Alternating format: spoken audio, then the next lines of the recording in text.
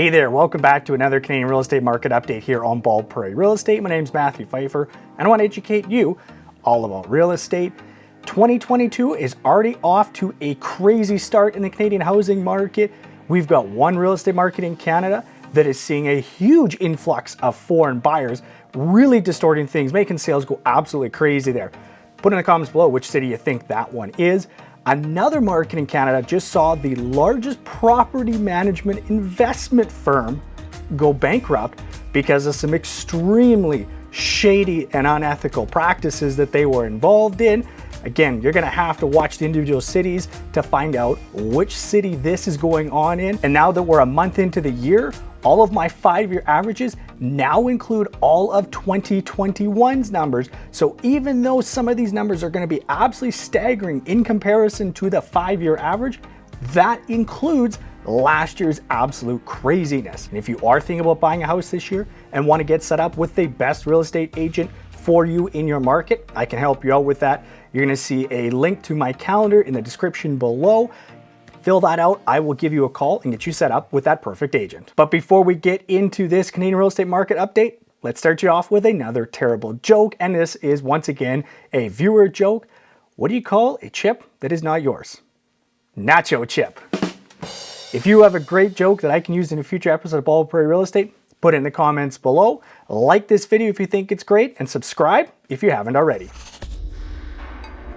In Victoria, they had 474 homes sold in the month. That is down 27% from last year. It is up 3% from their 5-year average, where typically there's about 460 homes sold in the month. Also in the month, they saw 712 homes be put up for sale. That is down 23% from last year. It is also down about 8% from the 5-year average, where typically they're gonna see just shy of 860 homes put up for sale in the month. The number of homes currently for sale in Victoria is 744. That is down 42% from last year and 55% from the 5-year average. Normally this time of year, there's about 1,670 homes for sale. That means the months of inventory is 1.6. It's actually up from last month's 1 month of inventory. And the composite benchmark price in Victoria continues to rise. It's up over 23% versus last year, now at over $900,000. In Vancouver, there are about 2,400 houses sold in the month. That is actually down 4% from last year, but it is up 36% from that 5-year average,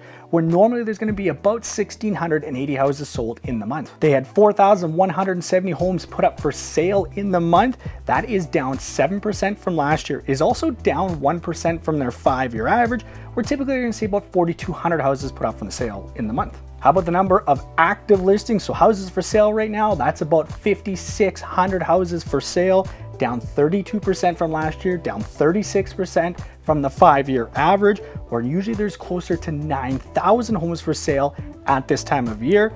That means months of inventory is at 1.4, very clearly in a seller's market. It is slightly up from last month's 1 month of inventory. The composite benchmark price, so all property types combined into one metric, is up 19% from last year, now $1.255 million. But Toronto is nipping at Vancouver's heels to quickly become Canada's most expensive real estate market. Talking with local real estate agents in Vancouver, they talked about how the more, I'll put it in big quotations, affordable markets in Vancouver, obviously with a benchmark price of 1.2 million, nothing seems nearly that affordable in Vancouver, but anything that is perceived as affordable is seeing very significant competition and demand from buyers.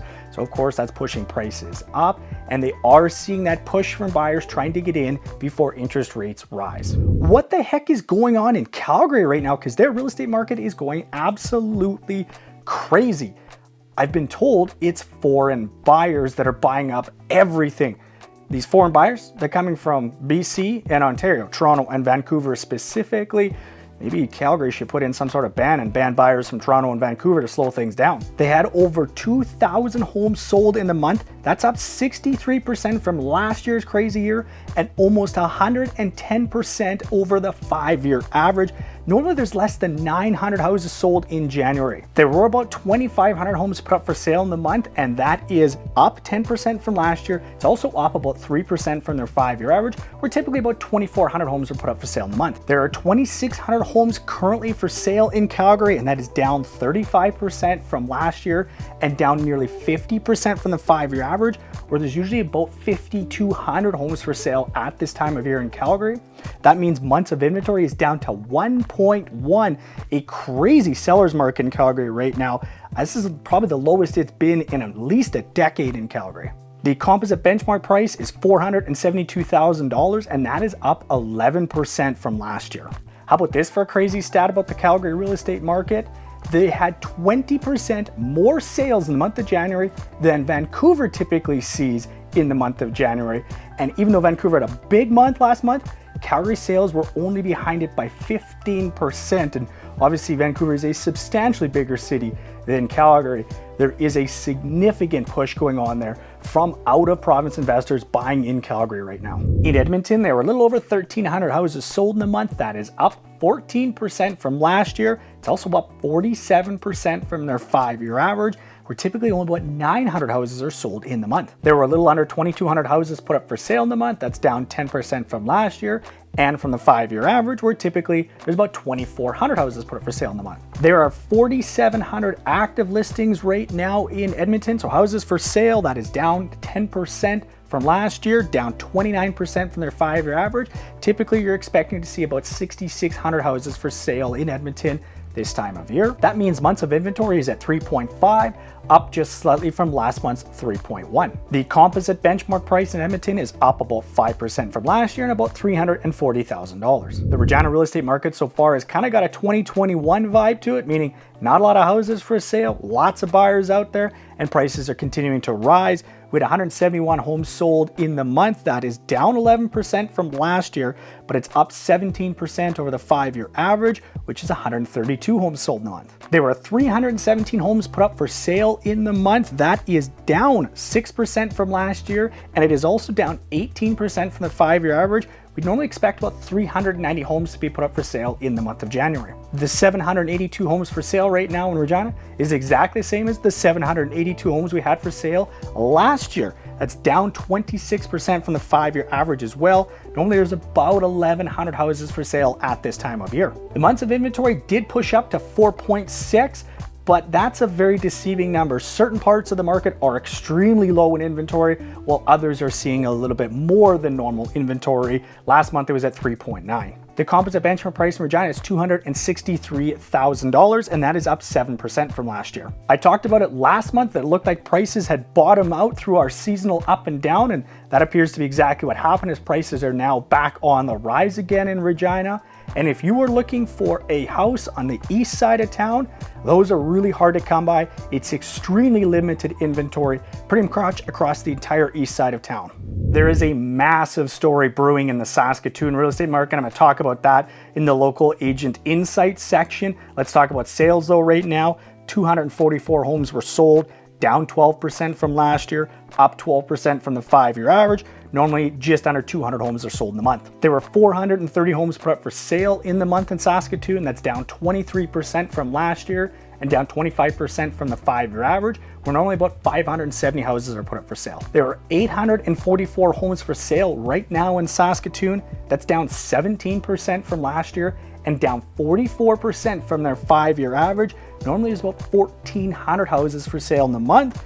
And that means the months of inventory is actually about 3.5, up from 3.1. Much like Regina though, there are segments of the Saskatoon real estate market that are very limited in inventory. The benchmark price in Saskatoon is up 9% from last year. It's now $328,000. I'm really surprised this isn't in the Saskatoon media that much, but there's a company called Epic Alliance that just went bankrupt, and there was some really what appears to be shady activity going on that company, and a ton of those properties that they had under management and for their investors appear like they're going to be coming on the market. This is going to be primarily in the lower price points on the west side of Saskatoon, but I expect we're going to see a surge of listings coming in Saskatoon, but it's going to be very focused to a small property type there. Now let's talk about the Toronto real estate market, and remember all of my 5-year averages now will include the craziness that happened in 2021. Just over 6,000 homes were sold in Toronto last month. That is down 19% from last year, up 14% from the 5-year average, where about 4,900 homes will be sold in the month. There are 7,900 homes put up for sale in the month. That is down 15% from last year, but up 12% from the 5-year average, where normally about 7,100 homes are put up for sale in the month. There are 4,100 homes for sale right now in Toronto. That's down 44% from last year. It's down 53% from their 5-year average, where typically there's somewhere around 8,700 homes for sale right now. That means there are more houses for sale in Vancouver, Edmonton, and Montreal than the GTA. Months of inventory slightly improved from 0.5 to 0.7, but that is still basically no inventory right now. The composite benchmark price in Toronto, so all property types combined into one metric, is now at $1.244 million. That is up 31% from last year. It is also less than 1% lower than prices in Vancouver, or about $11,000. Last year, that price gap was 15%. Talking with agents in Toronto, they talked about how if there were more homes to sell, they would sell more homes. We're seeing the lack of inventory impacting how many houses are selling, and it seems just about every buyer has to make about 4 to 6 offers on houses before they finally get one accepted. So if you're having trouble having your offer accepted, you're like just about every other buyer out there right now. And even when interest rates go up, there still is so much demand. This is going to continue for a while. In Ottawa, 936 homes were sold. That's down 3% from last year, but up 15% from the 5-year average, where about 800 houses are sold in the month. 1,143 homes were put up for sale in the month. That's down 2% from last year, down 9% from the 5-year average, where normally about 1,250 houses are put up for sale in the month. There are currently only 827 homes for sale in Ottawa, down 14% from last year and down 65% from the 5-year average. Normally there's about 2,300 houses for sale at this time of year. Months of inventory is at 0.9. It is slightly better from last month, 0.6, but really low inventory levels in Ottawa right now. The composite benchmark price is now over $660,000, and that is up 9% from last year. Talking with local real estate agents in Ottawa, they were saying the condo market is really taking off there, and seeing 20 or 30 offers on condos, that's pretty common now. As well, the months of inventory average this time of year is between 3.5 and 4 months of inventory, and they've got less than a month right now. In Montreal, they had about 2,800 houses sold in the month. That is down 29% from last year. It is also down 6% from their 5-year average, when normally there's about 3,000 sales in the month. There were 4,900 houses put up for sale in the month. That is down 3% from last year, down 19% from the 5-year average, where normally 6,000 houses are put up for sale in the month. There are 9,200 homes for sale in Montreal right now, down 20% from last year and down 54% from the 5-year average, where typically there's 20,000 homes for sale right now in Montreal. That means months of inventory is 3.3. It's actually up from last month's 2.2, but still very much a seller's market in Montreal. And prices continue to rise. That composite benchmark price now is about $520,000 in Montreal. Every time I see the numbers in Halifax, they continue to surprise me. 232 sales a month, and that is down 58% from last year, but I do have an explanation as to why.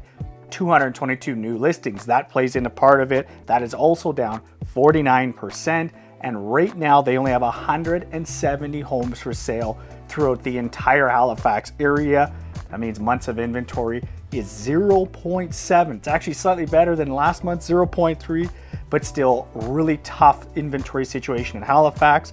The average price is closing in on $500,000. It's up about 35% from last year. Talking with agents in Halifax, the one thing they mentioned about why the sales are so low, the lack of inventory. One of the reasons inventory is so low is so many people who would consider making a move, maybe to a larger house, are not putting their houses in the market because they know once they get it sold, how difficult it's going to be to buy another house. So there just simply is not a lot of houses coming on the market, and we're seeing a really tough environment for buyers in Halifax right now. Another month gone by, and we continue to see extremely low levels of inventory. Pretty much every market didn't see any sort of meaningful gain in the number of homes available for sale, and that means buyers continue to compete over a dwindling number of homes for sale, pushing up prices pretty much across the country. There's absolutely a push from buyers right now trying to get in before interest rates rise, and that will continue on not only until interest rates rise, but also a little bit after as well, because most buyers are going to have 90-day rate holds. So even in a couple of weeks, if rates go up, you're not going to see this buyer activity stop immediately. If you haven't already checked it out, right here is my 2022 predictions video, and I've got a couple of really bold predictions there about what's going to happen this year in the Canadian real estate market. And right here is what the YouTube algorithm says you need to watch next on Bald Prairie Real Estate. As always, guys, thanks very much for watching.